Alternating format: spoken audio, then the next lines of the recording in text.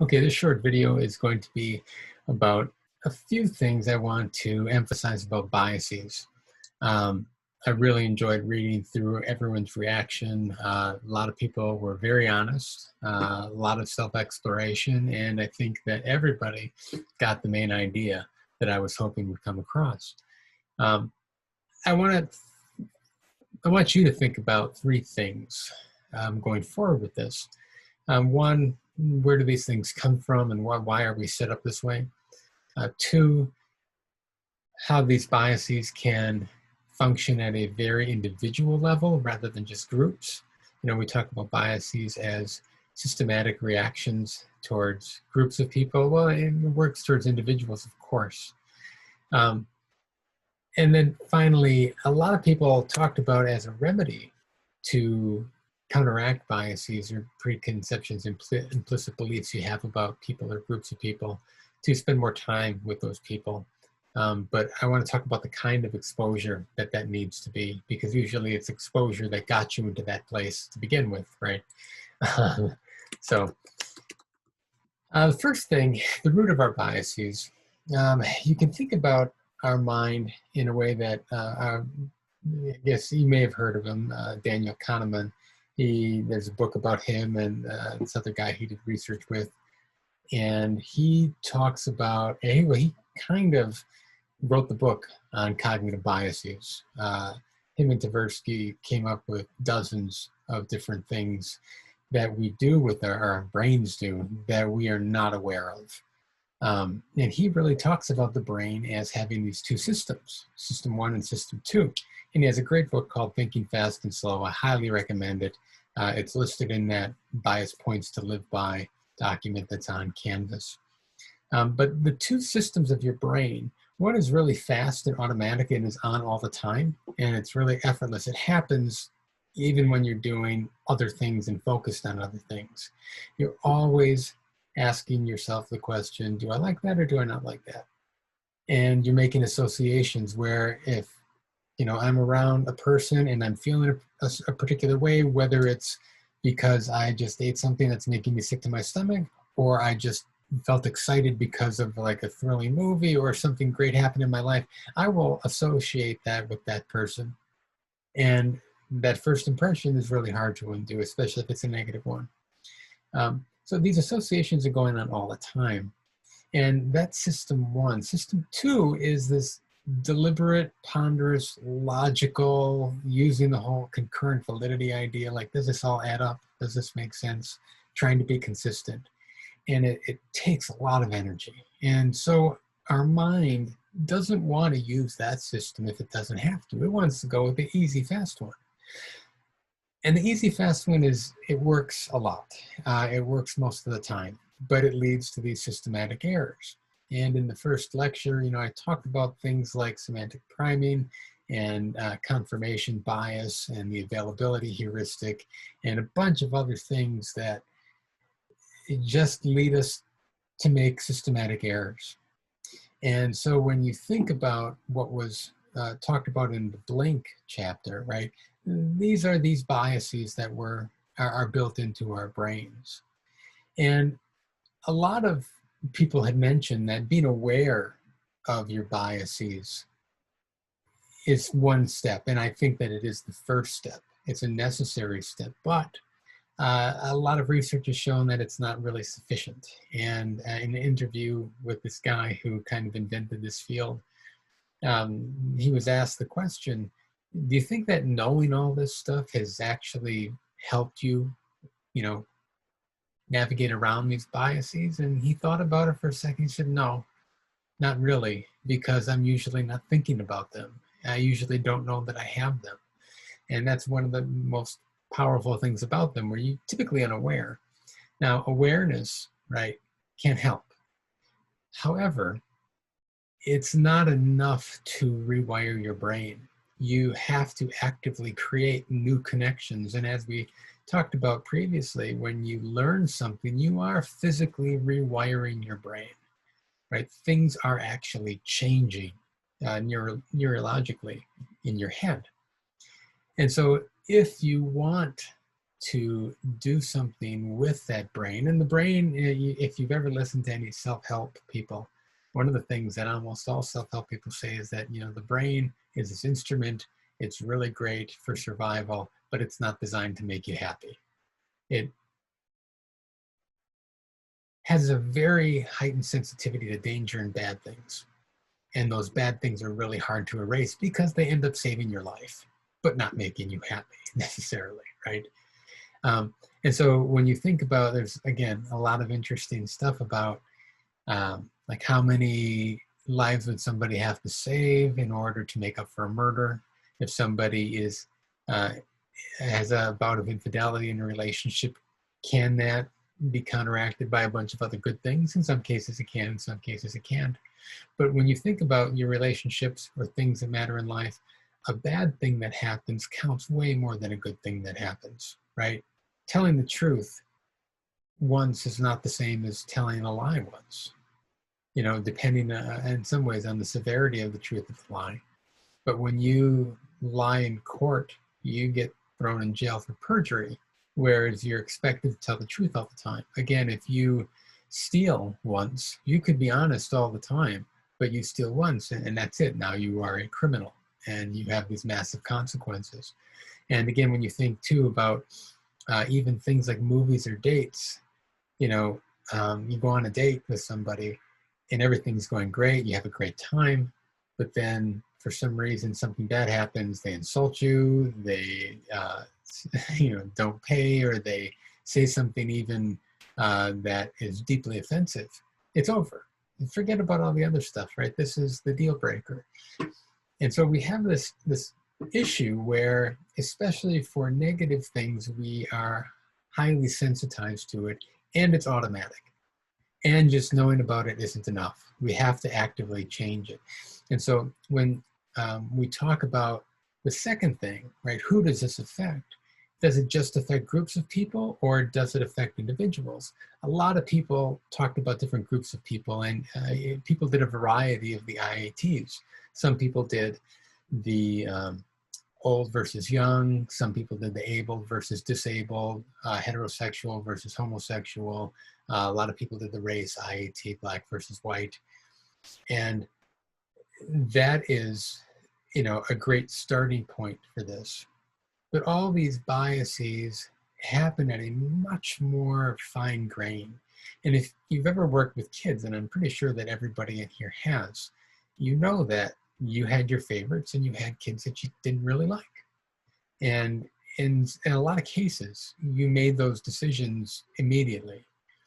I worked with kids for 13 years, and it seemed like I could tell a child's personality after a while just by looking at their physical makeup. And there is some correlation between types of behaviors and personality and physical composition. They're not strong, but it seemed like I could tell based on these interactions we had, especially with kids who I, thought there was something wrong with. It first happened, for instance, when I was in first grade. The name Heidi was kind of ruined for me, and I had this negative reaction to anyone named Heidi, because there was this girl who used to eat glue all the time, and she was kind of odd looking to me. I'm sure she was really nice, but I never really talked to her. But she was in my first grade class for part of the year, and she was always eating glue, and it just creeped me out. And I remember the last time I saw her, I was, for some reason, in my first grade classroom alone at the end of the year, and she walked by the doorway like with a bottle of Elmer's, just chomping on it. And it just, shook me up. And so the name Heidi gave me the creeps. And it wasn't until I met some other Heidis later on that were very nice that the name became an okay name for me. There's other instances where certain physical characteristics I've talked about, where I had some kids who, I wouldn't be surprised if they are some kind of serial criminal later in life. I always have hope for everyone, but it seemed like there was just something missing up there in terms of empathy, in terms of remorse when they did something bad. There was one time where this one boy strung some fishing line across the slide to hopefully cut somebody's neck. I mean, that's the kind of kid. And the kids who were like this had some physical characteristics. And so when I would see a kid who looked like him, or like this other boy that I knew as a child and this other boy that I knew as a child, who were both, you know, kind of social deviants, but the big thing was the lack of empathy.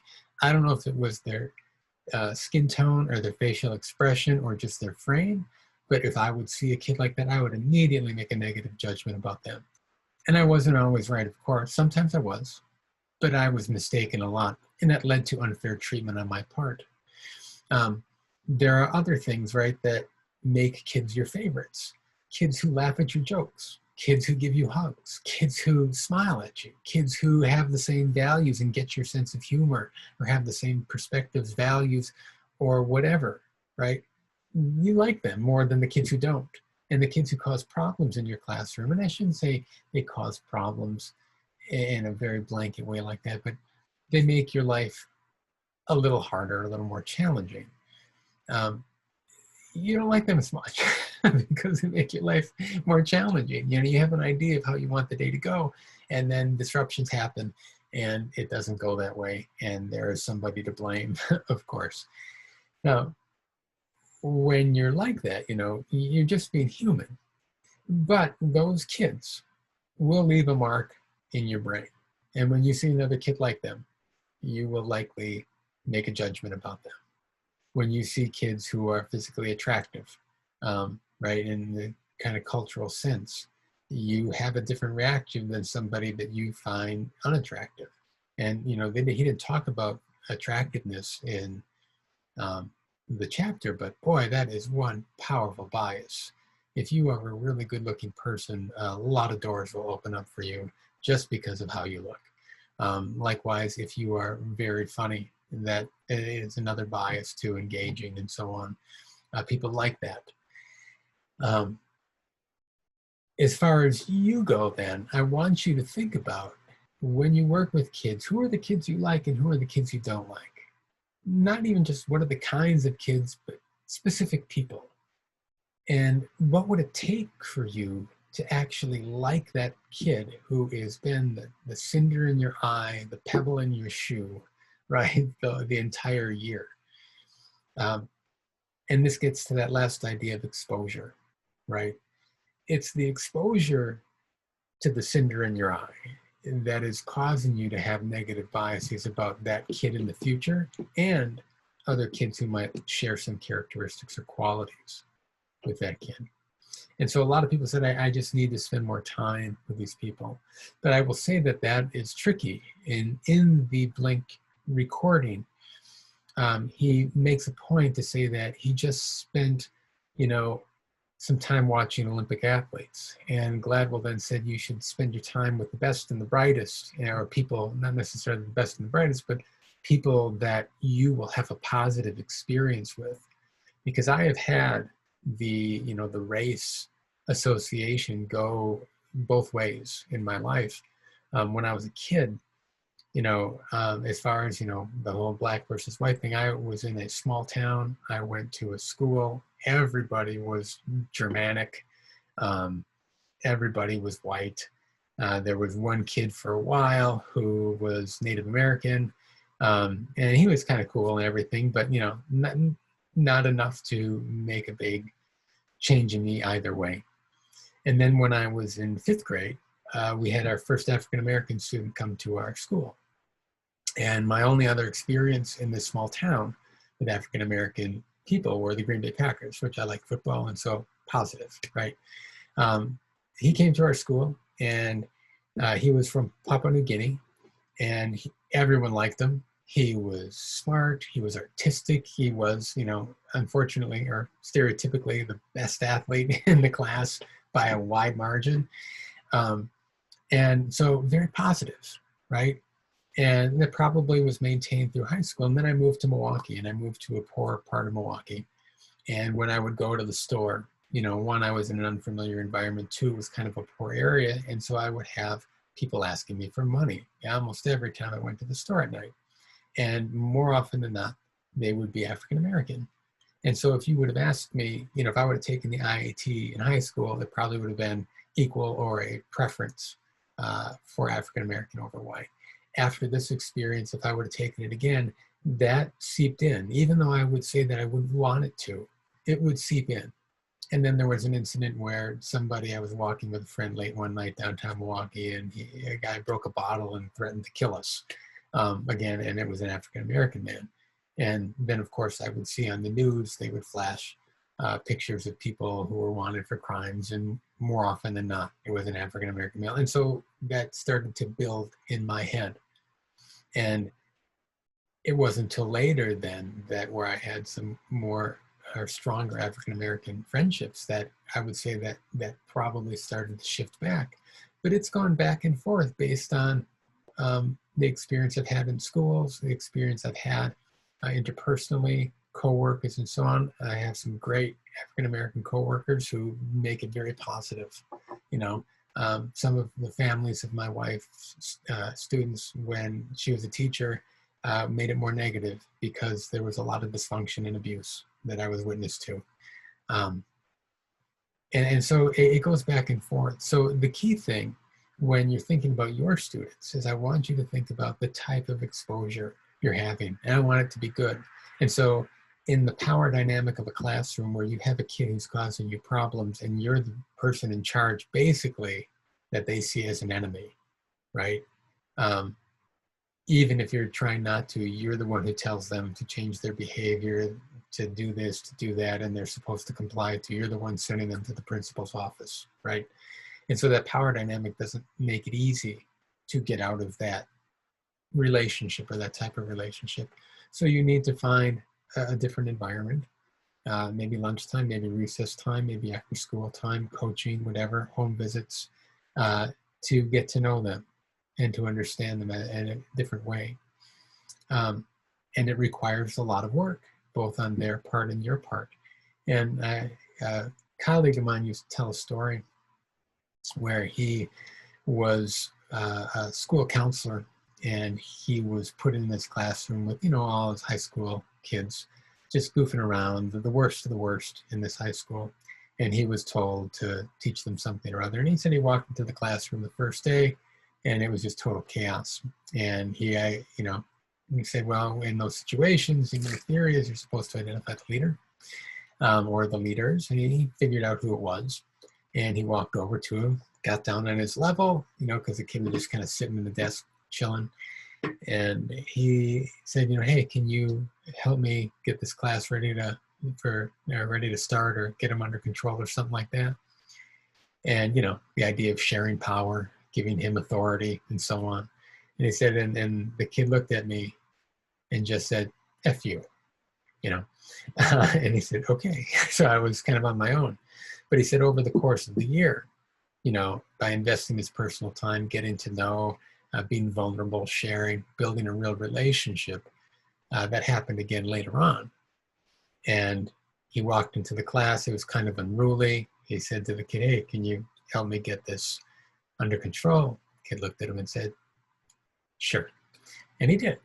And he said that became one of his favorite students of all time, because he had, these qualities that if you're in the wrong dynamic can be totally toxic.